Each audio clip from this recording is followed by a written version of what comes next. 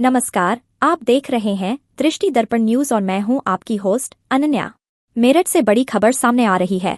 सरधना के कालंदी गांव में दलितों की बारात पर हुए हमले के विरोध में समाजवादी पार्टी सपा के नेताओं ने जिलाधिकारी कार्यालय पर प्रदर्शन किया। इस प्रदर्शन के दौरान सपा नेताओं की एडीएम सिटी ब्रिजेश के साथ तीखी नोकझोंक हुई। दरोगा प्रदीप की तहरीर पर 3 नामजद और 50 अज्ञात लोगों के खिलाफ मुकदमा दर्ज किया गया है।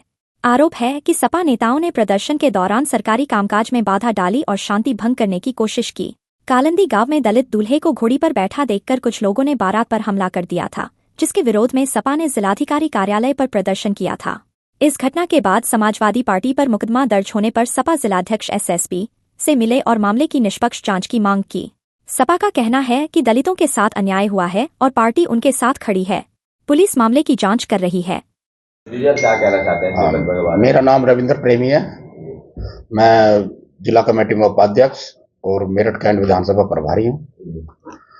अब मेरा कहना यह है कि आप रोज आए दिन देखते होंगे दलितों पर कहीं घोड़ी पे नहीं चढ़ने दिया जा रहा, कहीं बारात पीटी जा रही है, कहीं शमशान में फूका नहीं जा रहा, कहीं दुल्हनों को ही रास्ते में रोक कर उनकी पिटाई की गई जा रही है। क्या इस तरह क्या ये दलित इस देश के नागरिक नहीं है? क्या दलितों का इस देश में कोई अधिकार नहीं है? क्या ये ऐसे ही होता आया? क्या ऐसे ही होगा? क्या इस मनवादी सरकार, सीमांतवादी सरकार में हम ये बर्दाश्त नहीं करेंगे और दलितों की आवाज हम समाजवादी लोग कंधे से कंधा मिलाकर उनके साथ दलित शोषितों की सबकी आवाज को हम बुलंद करते रहेंगे, उनके खिलाफ हम आवाज उठाते रहेंगे। तो सर, शासन के तरफ से मुकदमा लिखा गया, क्या पूरा मामला है? किस वजह से मुकदमा लिखा गया? देखिए, राजनीतिक द्वेष से प्रेरित होकर सत्ता के दबाव में आके शासन प्रशासन ने समाजवादियों पर मुकदमा दर्ज करने का काम किया है। कितने आदमियों में मुकदमा लिखा गया? किन किन धाराओं में लिखा गया? देखिए, 3 नेम्ड है और 50 अज्ञात पे है। 53 आदमियों पर मुकदमा किया गया है।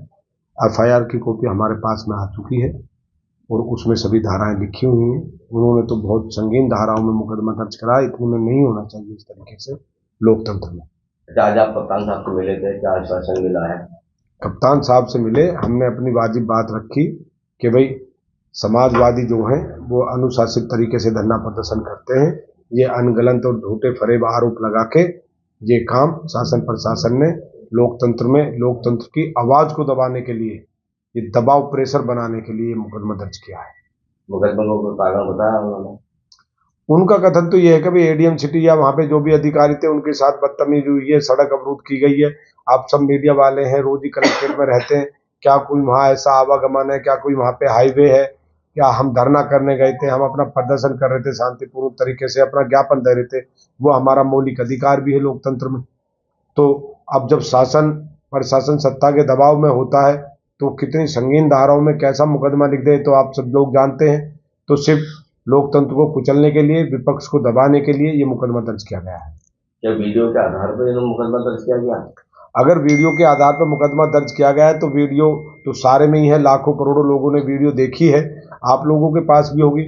उसमें मैं जिलाध्यक्ष के नाते आप लोगों से पूछना चाहता हूं कि उसमें एक मेरा कार्यकर्ता ऐसा बताइए कि किसी ने एडीएम सिटी को कोहनी मार दी हो, किसी अधिकारी को धक्का दे दिया हो, किसी अधिकारी से बदतमीजी की हो, किसी को गाली दी हो।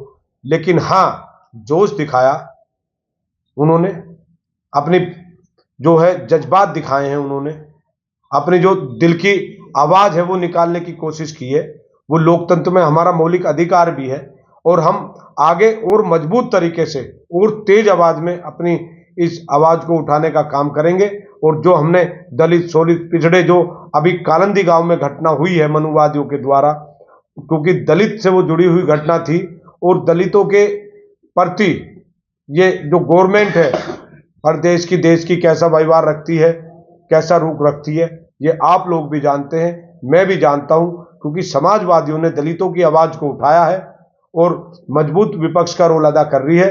इसीलिए समाजवादियों की आवाज दबाने के लिए, इस विरोध को कुचलने के लिए ये फर्जी मुकदमे समाजवादियों पर दर्ज करने का काम शासन प्रशासन ने किया है। सत्ता को दबाव है? देखिए, विपक्ष को दबाने के लिए तो सत्ता काम करती है और आज जो है तो शाम देश दंड भेद यहाँ तो सब कुछ है। प्रमुख विपक्षी दल समाजवादी पार्टी है। जब उसे ही ऐसा दबाने के लिए काम कर दिया जाएगा तो कलेक्ट्रेट पर कौन इनकी बात को उठाने के लिए या दबाने के लिए आएगा? बताइए, कुछ रहेगा ही नहीं। फिर तो लाठी भी अपनी और भैंस भी अपनी, कैसे हाँक लो। लेकिन हम ये कहने जा रहे हैं कि समाजवादी हम लोग इन मुकदमों से डरने वाले नहीं है, और कदापि भी हम जो दलित शोषित पिछड़ा वर्ग है उसकी आवाज को हमेशा उठाते रहेंगे, दबने नहीं दिया जाएगा। अगर निस्तारण नहीं हुआ अगला कदम क्या रहेगा आपका? अगर निस्तारण नहीं हुआ, जो कानूनी प्रक्रिया उसका पालन करेंगे, जेल जाना पड़ेगा तो जेल जाएंगे।